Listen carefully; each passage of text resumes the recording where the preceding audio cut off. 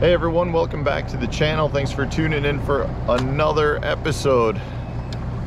We're heading out on the lake. It's a nice early morning and we've got a storm coming in.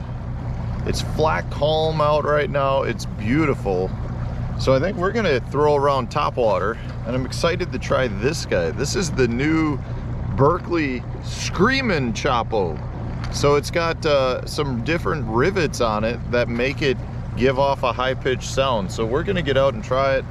I've got a handful of these right now, so I don't want to lose them to pike and muskie that live in this lake, but I do want to see if they work, and I have not thrown it yet, so I'm curious to hear what this sound has, what the screaming sound is, I should say.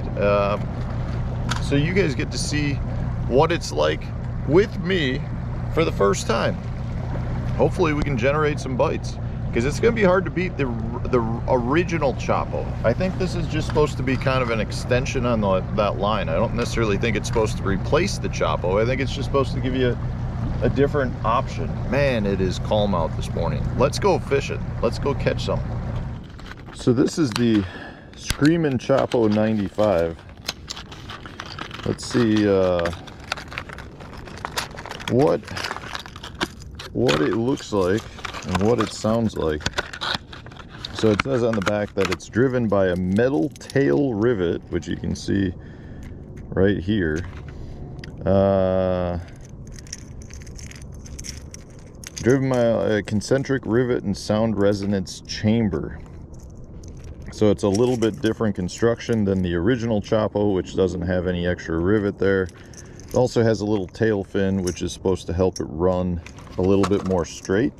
I like to throw a swivel with my plopper style baits just because you do get rotation out of it, and the swivel helps reduce a little bit of the line twist that you get.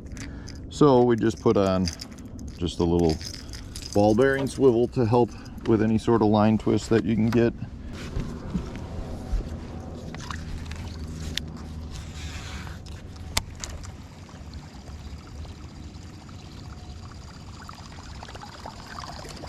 It sounds much different. It's not loud. I thought it was going to be I thought it would be more of a high-pitched scream. It definitely sounds, it's a lower pitch, what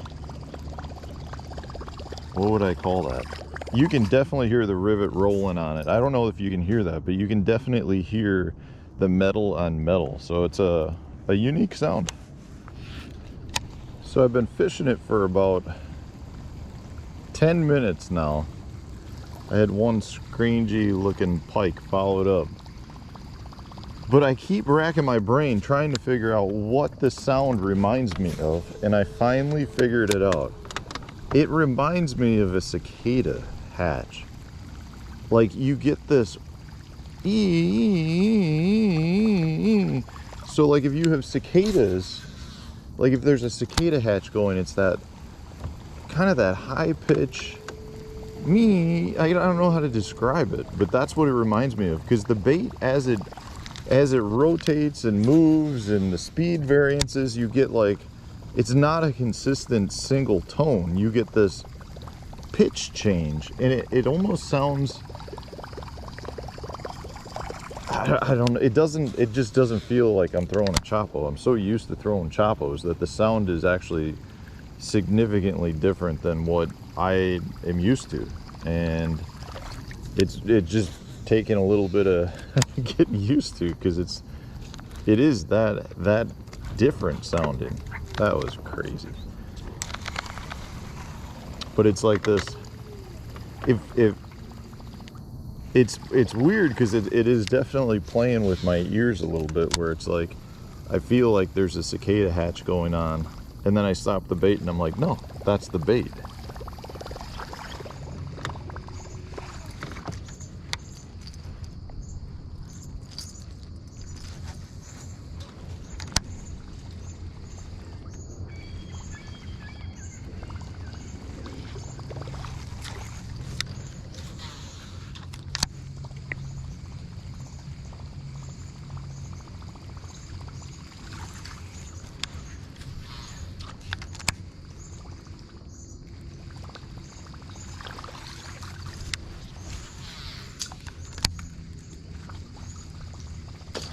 Oh God, that was awesome.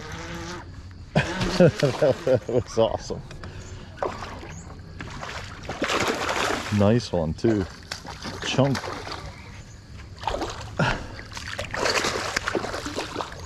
He's got it good.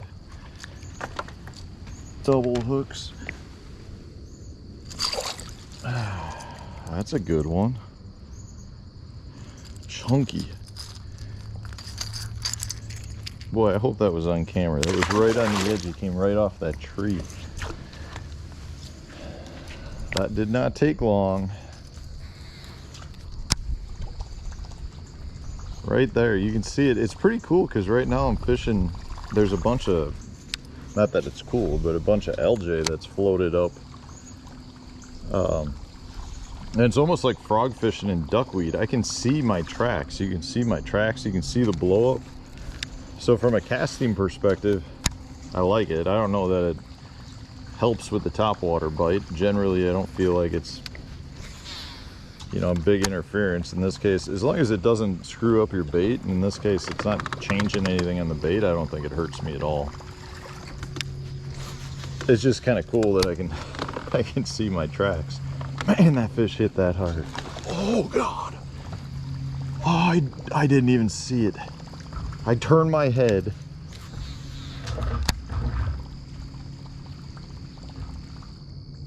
Oh, that was a big fish. Oh, he never even touched it. Well, maybe the LJ. Oh, dang it. I can't believe I turned my head. I turned my head, looked this way. Oh, he never even hit it. Dang it. Seawalls can be excellent topwater areas because the fish, even though it's only about a foot deep on that, the fish are able to push bait or trap their, you know, whatever they're going for, they can trap up there. So the whole idea is kind of like a sharp ledge in the water or bluff wall. The fish just use it to corral the bait. And you don't need to have a lot of water. In fact, I actually feel like the more water you have, generally the I don't want to say worse they get, but they become almost harder to fish. So like for me, the perfect amount of water is like 2.5 feet. If I can get 2.5 feet, I feel really good about the seawall and fishing. In this case, it's probably got about a foot, but it drops off to 2.5, about I'm gonna say 3 feet out in front of it. So it's something that, you know, the fish can still push up and over, and once they push them up into that really shallow water, at that point, they've got the odds when it comes to chasing their prey. The other thing to point out too, you know, I say this about buzzbaits all the time, but even with a plopper style bait, if you're fishing docks, try to hit the dock. Oh God, I was gonna say clink the dock post. That was a big one. Oh, I had him for a split second. I could not have called that up any better. I clinked that post and he ate it. So that's what I'm getting at. You need to clink the post, just like you would with a buzzbait. I don't know what it is exactly. It's that deflection that just gets the fish triggered.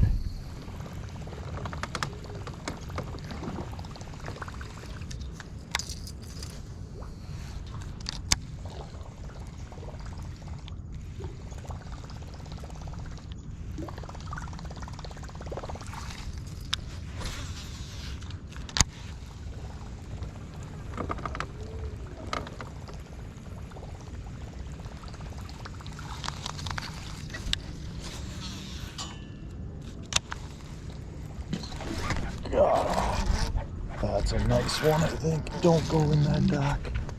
Don't. Oh, no. Oh, guys. Ah, that was a big one. He got me around the dock post, and the zebra mussels got me. I should say, yeah, there he is trying to throw it.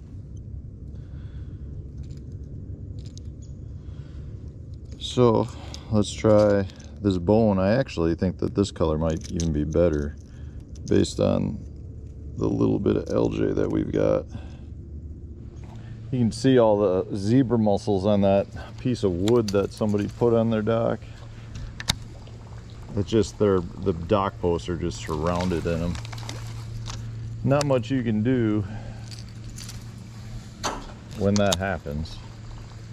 I mean, even if you're throwing braided line, you still can get frayed off, and I feel more bad for the fish than anything. I'm hoping they can shake it, and hoping somebody else finds a perfectly good Screamin Choppo to use.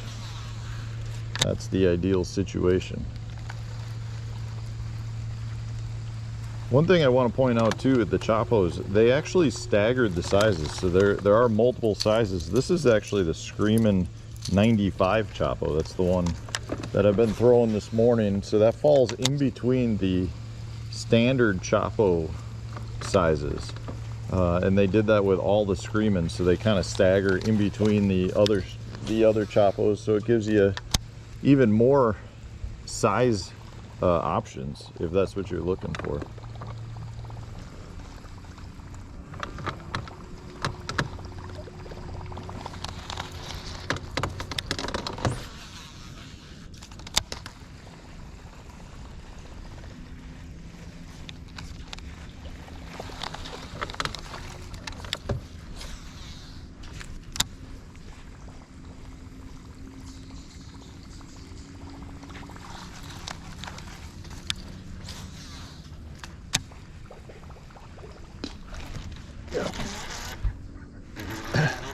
I love those bites. You don't know how big they're gonna be. He's a decent one, but sounded like all mouth.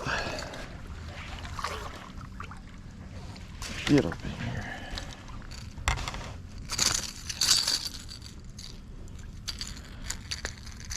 Not a giant, but a nice healthy fish. I will take him all day long.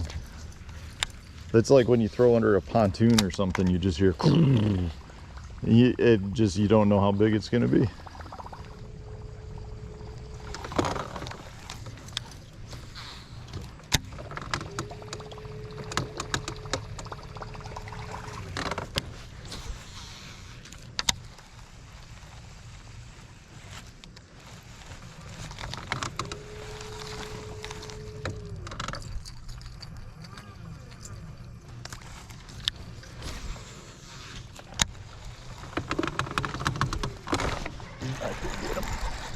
Oh, it's a big one. Oh, it's a pike, a skinny pike. I saw that big mouth. Dang it. Look how skinny that fish is.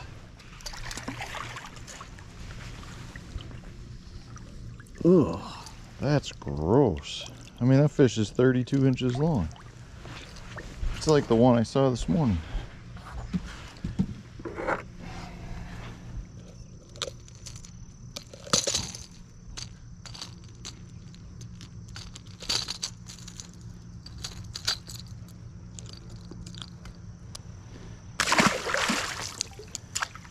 Saw that big mouth. I thought we hit a big old bass.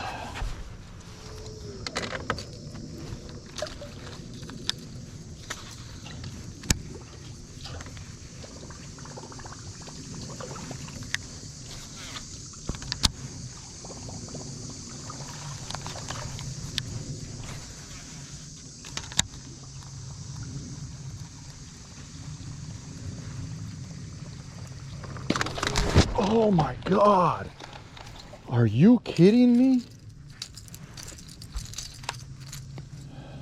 Oh, that was a big one.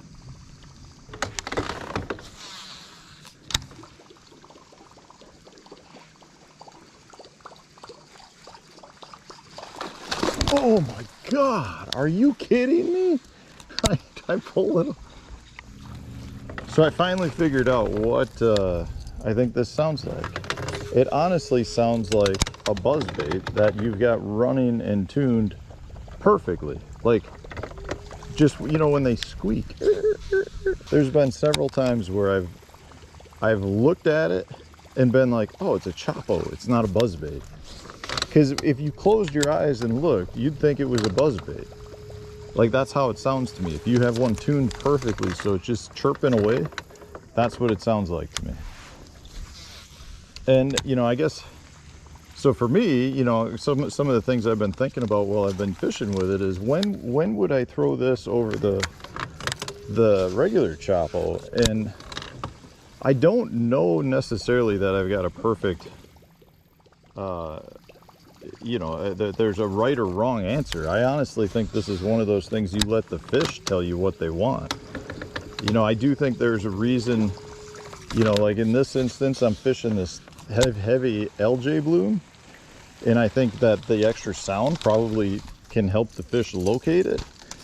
So I think there's value there, maybe in dirtier water, maybe in heavier current.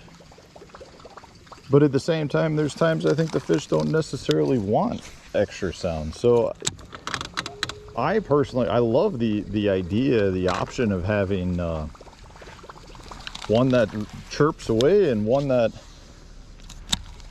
that's more just the classic sound. I like the fact that I can get different sizes. You know, the Screamin one comes in different sizes than the original one, so it gives me the option to kind of choose more sizes, which I like. I like the fact it comes in some different colors, so that's pretty cool. But I think you just gotta let the fish tell you, do they want